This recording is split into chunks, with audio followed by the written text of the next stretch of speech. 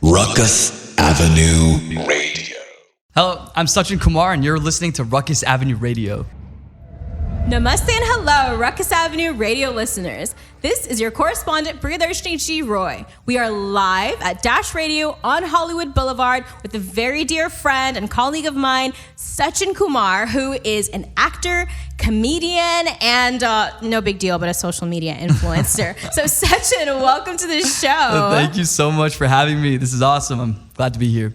Awesome. Okay, so tell our listeners and reinvigorate my memory about your journey, what your inspiration was, and how did you get to LA? Yeah, that is a great question. My journey's so weird because it's your classic brown boy story of being a pre-med student in college. Oh gosh. Like it literally starts off with me being like this confused pre-med, like, oh my God. Medicine is the way. Literally, I'm like, medicine's the way, and then my heart, it's like, in like that, High School Musical when like Troy Bolton is like, my head's in the game, but my heart's in the song. Oh, literally, gosh. my head's in the books, my heart's in the content, like type vibe. But no, I came into college, I've always been sort of like a creator. And I think going into college, it was sort of one of those places where reinvigorated my creative juices. Long story short, I met up with some people, made some videos, and I started posting YouTube videos and Instagram videos before Reels was a thing, before anything. I just started posting these videos and it started doing really well. And I realized that that's something that I was good at, and also that I just love to do. And so pretty much what happened was my senior year, COVID happened, ruined my whole life. And then at the worst possible time, that's when I decided to drop pre-med. I was like, I don't want to be a doctor anymore. This is not something that I want to do. And I decided to just go full in, headfirst into TikTok and social media. And that's what drew me to LA. So weird story, but a lot of dips and turns. I feel like COVID was a marker or a transitional turning point for a lot of artists in general. Obviously, again, first world problems. We're happy we survived COVID for all the lives lost. So I don't want to make this seem trivial. But at the end of the day, looking back and how it changed our priorities or what we really wanted out of our life, it got everyone some time to really reflect and take some time to think okay, if I'm doing this, what do I want to be doing this forever?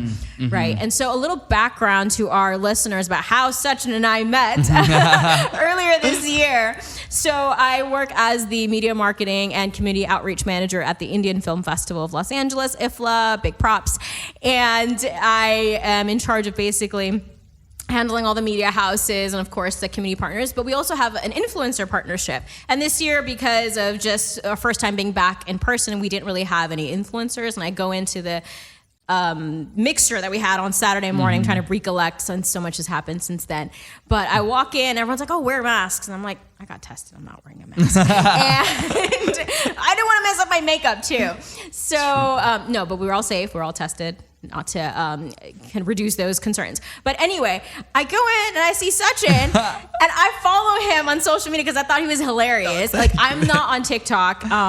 I'm too old for that shit. No, it's just the same content I feel like is on Instagram, and I just don't have the mental capacity because at that time I had a different kind of idea of what TikTok was. It's like for kids and stuff like that, and now Facebook is for old people. But it just comes with the terrain. And I saw Sachin and I was like, this guy's hilarious. Why isn't he on our influencer program?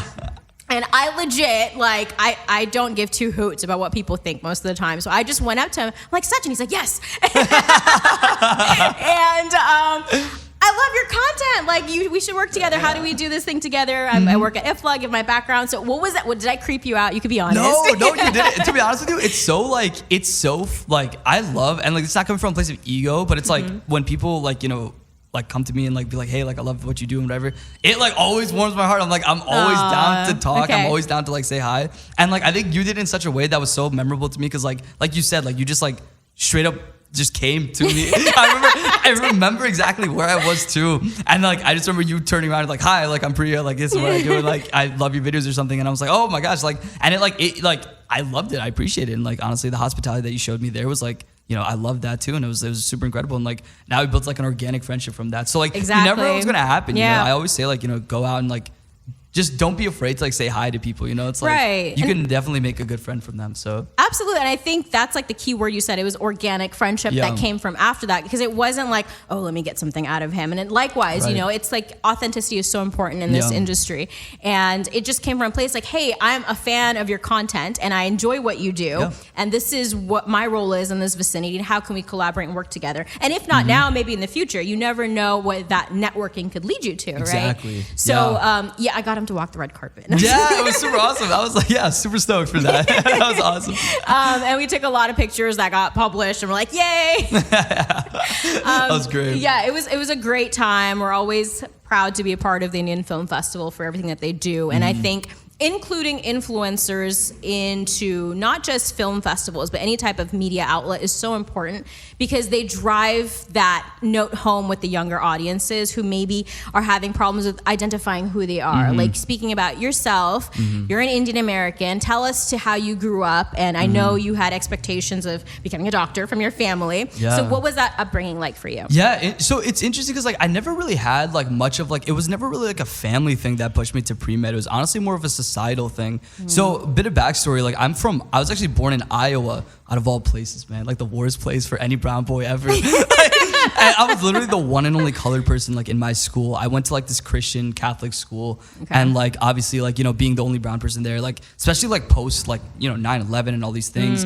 it was really tough growing up, because like I experienced a ton of racism. It was like definitely not like, it was like even my teachers, like we would have this thing called mass, and pretty much like it was every Wednesday, and like they would give you like kind of like grape juice and like this bread thing to like symbolize like, you know, like Jesus breaking the bread. Yeah, exactly. And they would skip over me in line every time. So really? Till today, I was about to just finesse it. I was about to just give me that. So I just wanted to try it. Wow, But till today, like I've never tasted it. And like, you know, but that was just one of the many experiences that I've had. But fast forward a few years later, I moved to Amsterdam. So I moved to the Netherlands, and I went to an international school, which was like exponentially different from Iowa, because like I had friends from all over the world. Like every culture was appreciated, and like that's kind of what like, you know, opened up my eyes to like, oh, like the thinking that I had in Iowa is like not necessarily the wrong way of thinking, but like there's other parts of like the world that I didn't even know existed because of my experience in Iowa. So anyway, fast forward, moving into Michigan from from Amsterdam, I went to Michigan. I came in with that mindset back to the US. I'm like, okay, look, like, you know, I grew up here and I grew up there. I prefer the mindset that they have in like, you know, this international school of like accepting every culture and whatnot. And so did my parents. So like my parents are super liberal, you know, they were really nice people, and like they really pushed me to like chase my passions. They are nice people. They're nice people. They're great. They were nice people. They're nice people. Mom, don't kill me, please. That's not what I said. I think that was like a thing that we also hit it off when we first met, is like our natural, like, I'm not a comedian, but I'm naturally really funny, if I do say so myself. True. Yeah. But that's just like a natural icebreaker, because I think it's the trauma, and then you start to process it, and then comedy helps you process all these things. Yeah, absolutely. So yes, back to your parents, who are nice people. But they're wonderful people. They, you know, my dad used to always tell me, he's like, I don't really care what you do, but if you go in with like a half heart, like it's disservice to yourself. Right. So it doesn't matter what you do, as long as you're fully passionate in what you're doing, then that's all that matters. So for me, it was all like, so like getting back to the pre-med thing, like, you know, when I came to Michigan, all of my South Asian friends were like already studying for the ACT. We were in 7th grade. I was like, bro, what? I didn't even know what the ACT was, let alone, I didn't know what A's and B's were in school, because we had a different grading system. In Europe. In Europe. Yeah. And so like, I was like, bro, I don't know what an A, what a B is. And so like, I'm so confused. And so like, I think societal pressures push me to like, I'm like, oh, if that's what like all these other brown people are doing, then I have to do that too. Well, uncles would say B stands for Besharam and bigot and everything. So that's exactly right. Yeah, so I think you can ask an uncle and they'll tell you what Probably, A and B stand for. Without a doubt.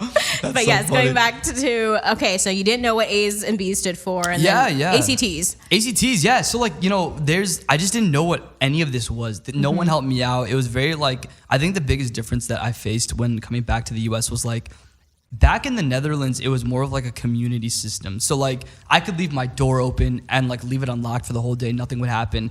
Whereas here, I would be so hesitant to do that. And I think like a simple analogy that I would use is like in the US, right? And I can't speak for all of the US, I can only speak for the places that I lived and just the experiences that I've had. But like if I had one meal and you and I were both starving, I would probably eat the meal here. But like over there, if like we're both together and I'm starving and you're starving, I would most likely give you the meal and I would suffer. And I would rather give you that meal. And so that's the kind of mentality that was like I faced over there, where it was like very community based. Right. And so when I came here, I would always expect people to like help me, because like, especially in school, like I had no idea what I was doing, but like no one cared, teachers didn't care, and I had to kind of learn to fend for myself, which is definitely an important skill to have. Yeah. But like, you know, it was just tough, you know, growing up like that in that way. But like, that being said, you know, ended up moving into like the pre-med track just because everyone else was doing it. That's literally what happened. I convinced myself that like that's what I wanted to do, which was not necessarily the case. That's what success equated to you in your mind. Okay. Exactly. Not because of parents, but because of your environment. Exactly, because of the environment. It was like, it's almost as if you're pushing a square peg into a round hole. Like you can really jam it in there, but like it doesn't go there. It's not supposed to go there. My mind went to other things. Oh, God. So we're going to use different analogies.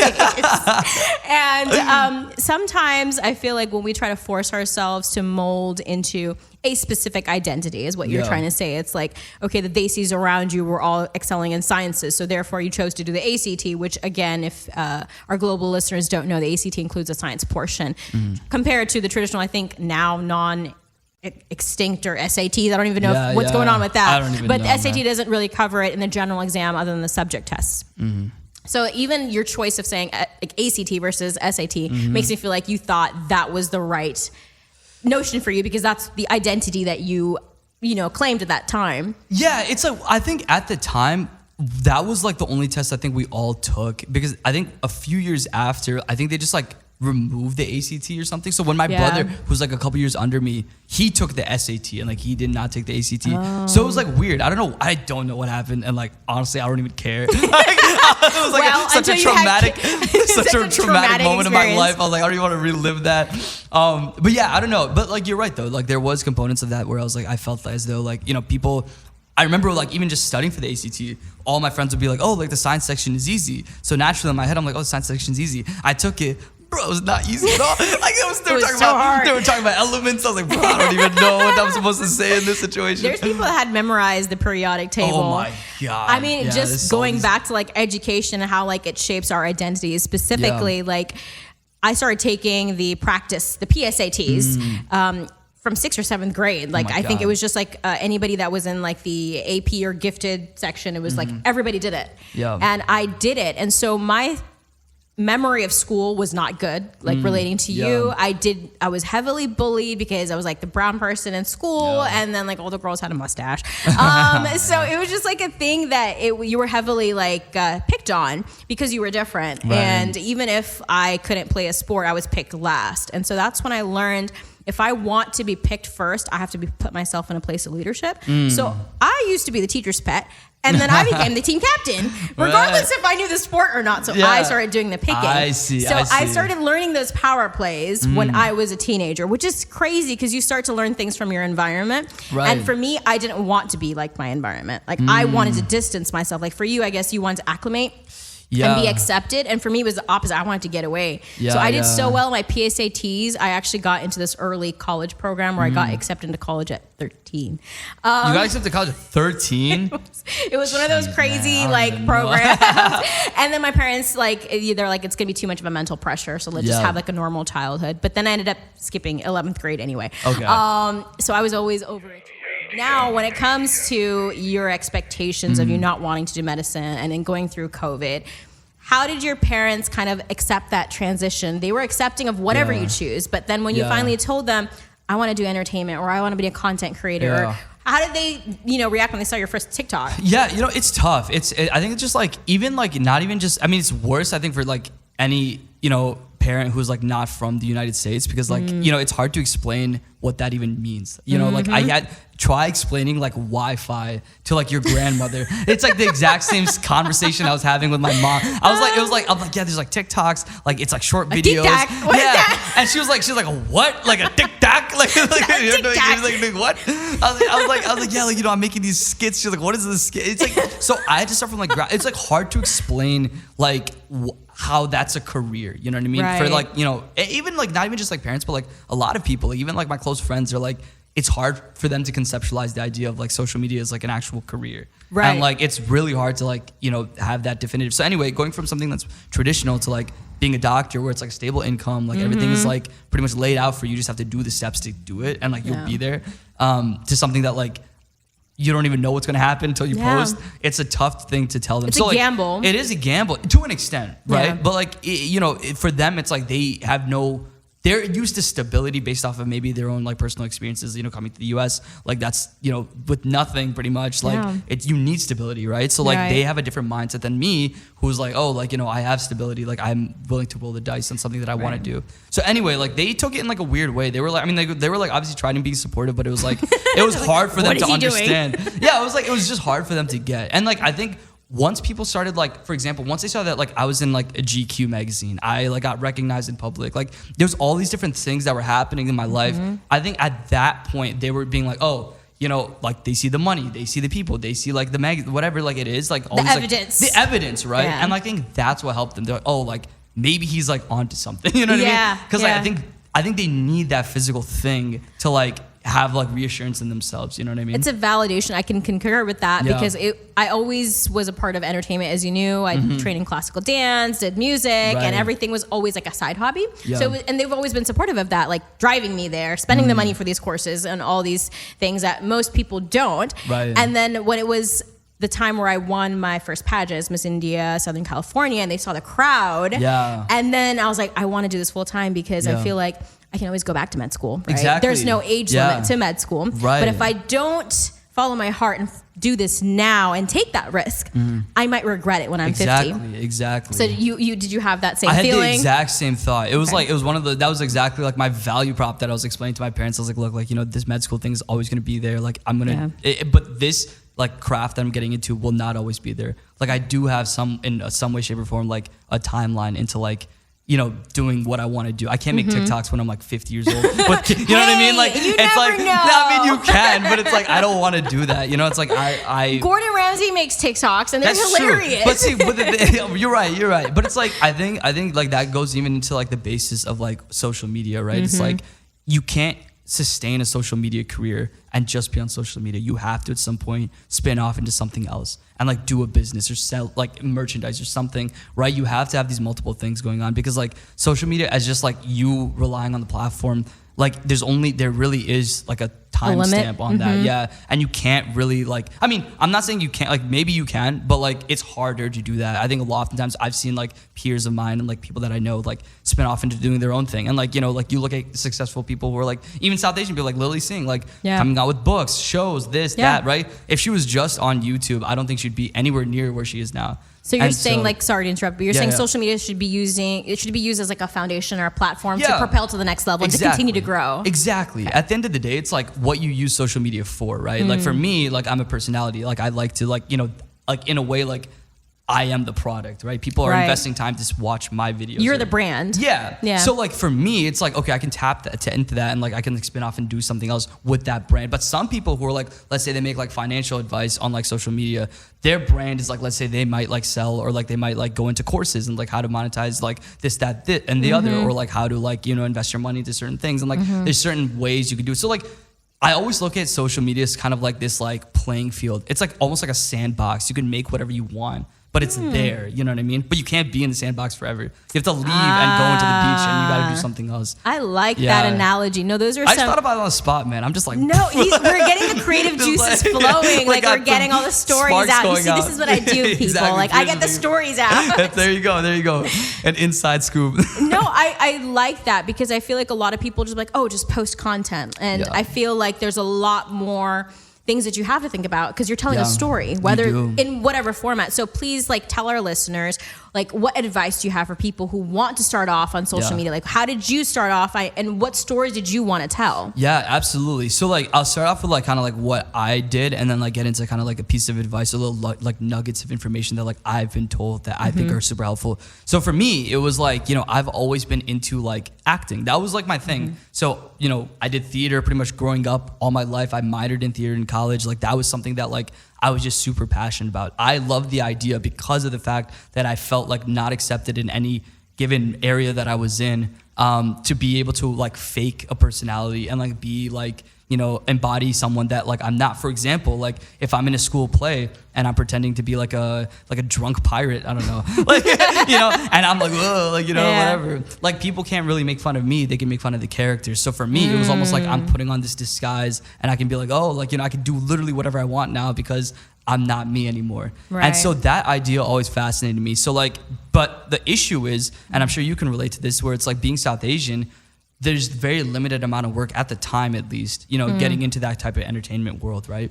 So like, I like the idea of being able to control my own narrative. Like if instead of me looking like, finding casting calls for like an Indian superhero, I can like literally make a video about me being an Indian superhero today and like post it and get immediate feedback. Whereas in like the traditional media world, I would have to go through an agent. I would have to get the casting call. I'd have to audition. I'd have to go to a second casting call. Like, and there's like so many steps only to get a no at the end. You know what I mean? I know. It's just, some people don't realize from this acting perspective, you get rejected on a daily basis. Yeah. So the time that you hear a yes, you're not even excited because you're like, okay, well, there's still 3 rounds to go. Literally. And if and when you get to that round, you still might get rejected for like a BS reason that has nothing to do with your performance or your caliber.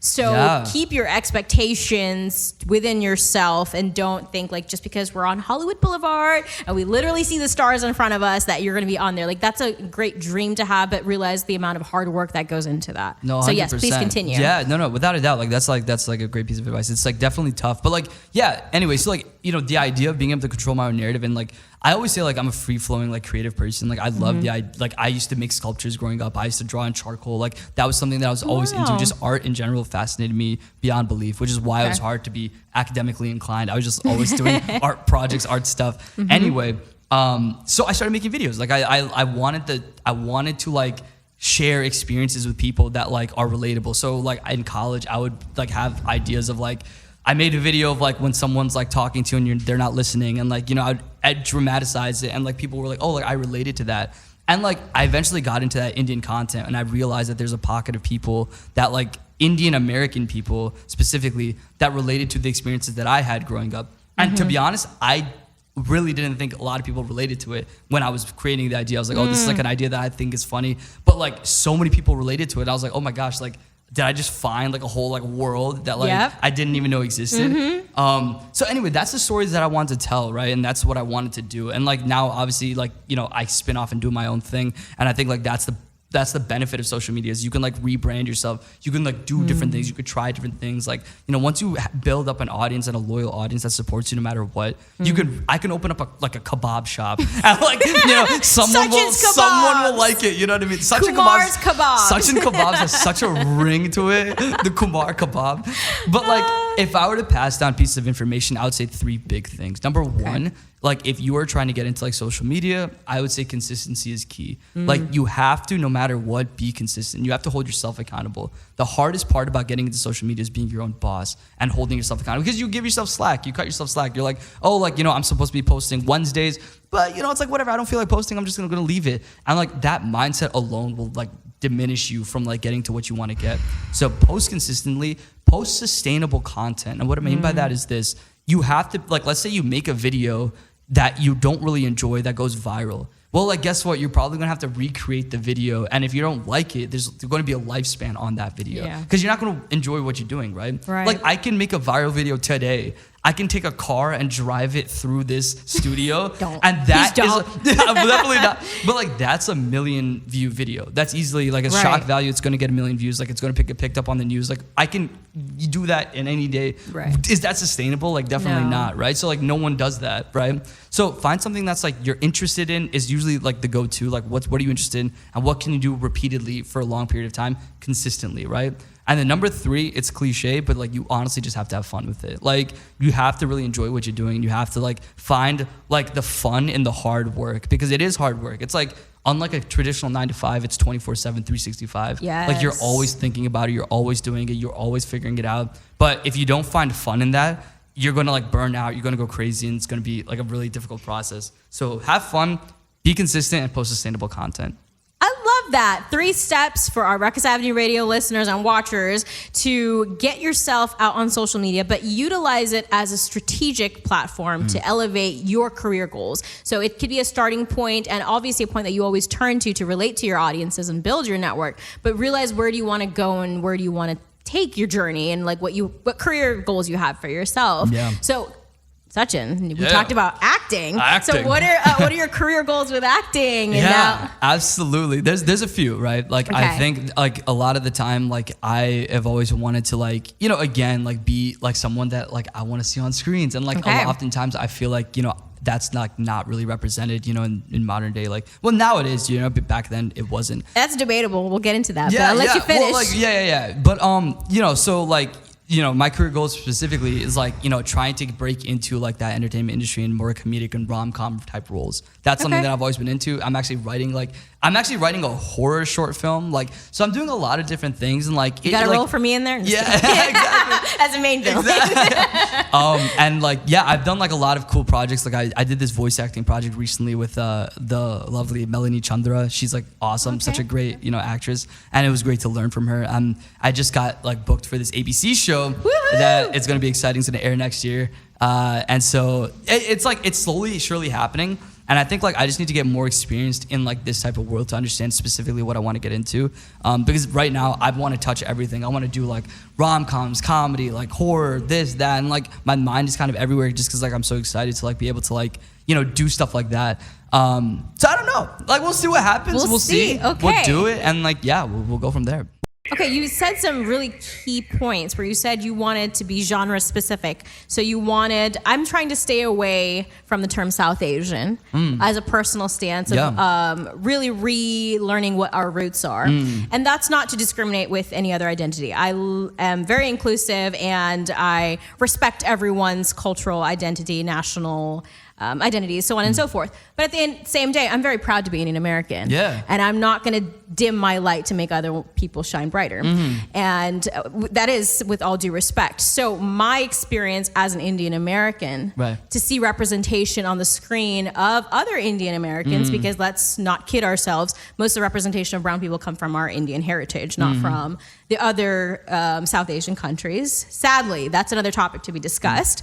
And they also deserve equal representation. But specifically speaking to the Indian American experience, most Indian men are portrayed as either the scientist, the doctor, the pharmacist, taxi IT, immigrant, or terrorist. And I know you talked about that post 9/11, how that kind of affected you. And now, so being in entertainment, when you grew up with a lot of racism, like I have, and I'm sure a lot of our viewers and listeners have as well, how do you feel when those type of roles are coming towards you, or roles where you feel conflicted based on is this what I identify with, and is this something I want to put my brand, my image, and my persona behind? Yeah, it's tricky, right? Like this is a very similar. So I like kind of a sidetrack. It's related to this. I had this role come into, you know, my inbox, and it was something that like I was very uncomfortable playing. It was a Muslim man who was gay, and like I knew that like I didn't feel as though like I would portray that character accurately. You're not the best candidate for the role. Yeah, and like I also just felt like it would be disservice to me to play that role. And so like my manager and I went back and forth on this, and like it was like a really tough decision. And I remember I called some friends who were also like Indian American actors in LA, and like I was talking to them about it. I'm like, hey, listen, like what do I do? And some of them were like, hey, listen, like you're just playing a role. Like it's not like you're like actually that person. It's acting. You have to act. Like that's what it is. And I was like, okay, I get that, but it's like, you know, I don't want to do it. Long story short, like I ended up not taking that role. And the reason why I didn't take that role is because I think while it is acting and why you are portraying a certain type of person, like it's not necessarily a character or an archetype or something, like it's still something that like I, like you were saying, like don't want to put my brand necessarily, you know, on that line of thing. You know, it's just not something I'm comfortable with doing. I'm not saying no one should do that. Like if someone wants to, you know, it's a personal choice. It's a very personal choice. It's 100% like on you. It's up to you. Personally, it's like not something I wanted to do. So to get back to your point with like these types of roles, like, you know, it would be nice to not see like so many of these types of roles exist, especially nowadays when like, you know, there's like the gray man has like an Indian leading man. You know, it's like such an incredible Dhanush for all our fans who like Dhanush. Literally, and he's such an incredible person. It's like, you know, there's like so much opportunity there that like I think now we're starting to see a little bit more of that. So I don't think there's necessarily a need to see like so many of these types of like terrorist roles or like taxi driver roles or scientist roles and like it's really not like I think it's outdated. I think it's like you know, like people a did Western concept of what Indians should be, or what their experiences have been in their limited interactions. Right. It's like it's just something that, like, you know, I think there's a lot more talent that, like, I think we can portray on screens, and I think, like, there's a lot more people out here nowadays that, like, I think can fulfill those types of roles, and I think, like, that should be more pushed toward, like, that should be pushed more than, like, these type of, like, you know, random taxi driver roles, Indian accent, like in the grocery store type guys. Like, that's something that I necessarily abide by personally. But yeah, I think there's a lot more opportunity for leading man stuff and cool stuff. Yeah, I agree. And I think in the specific genres that you mentioned, the rom-com, like, I'm slowly but steadily seeing the outliers of where you see a main protagonist Indian man being the romantic lead, or even in a horror show or, you know, story where you see them in not as the white male protagonist's best friend or like the villain, right? Or someone who's like, oh guys, what do we do? And then everyone gets murdered, and then they die, and that's like literally his only line. Like, I want to see them front and center, making positive change and taking actions like they do in real life. Because whenever you go somewhere, the brown person always knows what to do. Like, you in a state of panic, they always know where the exit is. Exactly. We know where to park. Like, we're not confused, and we know. Like, we know exactly what to do. Like, I've never seen especially like an Indian mom. Like, she has an answer to everything. So does a dad. Like, even if it's wrong, they have an answer. They will have an answer. They will say something. I mean, it's just interesting. But anyways, I wish you the best of luck as a friend. Thank you so and much. As Likewise. a colleague, and I enjoyed our conversation. Yeah, and this is great. we have some exciting roles that we can't wait to see what you do with at ABC, and other roles that you may not be able to talk about now, because I could tell we'll have offline conversations about those. But Sachin, thank you so much for coming to this show. Thank you, Priya. I appreciate it so much. Absolutely. So where can our listeners find you online if they haven't already seen you, which I find hard to believe? I appreciate that. So those of you listening, you can find me on YouTube, Instagram, TikTok at Scotchy. That's at SCKACHI. If you like comedic skits, you like things, you want to just come in for a laugh, a daily dose of happiness, pop in. Yeah, if I could not stop this interview right now, Sachin and I can like go on for hours talking about like the content, and like I love that he shares the Indian American experience on social media, where we can relate to being that bridge between Western and Eastern cultures, and that's why I fell in love with this content, and I was like, I'm gonna strike up a conversation with this guy because he's hilarious, and like I said, I'm hilarious too. So yeah, it's been a natural progression, and we're all very excited for all of your future endeavors. But thank you so much for coming on this show. Thank you so much. All right, Rukus Avenue Radio listeners, this is actually the season finale of my first season. So I thank you all for tuning in and watching a very, very wonderful season experience with Rukus Avenue Radio at Dashed Radio with some of my amazing guests. Thank you to all the guests that came on this season, including Sachin, but also some of the name brand people like S.S. Rajamouli, Padmini Kolhapuriji, and the Indian Consulate General, among other people throughout Los Angeles, New York, Mumbai, New Delhi, everywhere globally. So thank you so much for making my first season a great hit, and catch us for season 2 coming in January 2023. This is Priyadarshini G, your correspondent, signing off. Until next time. Rukus Avenue Radio.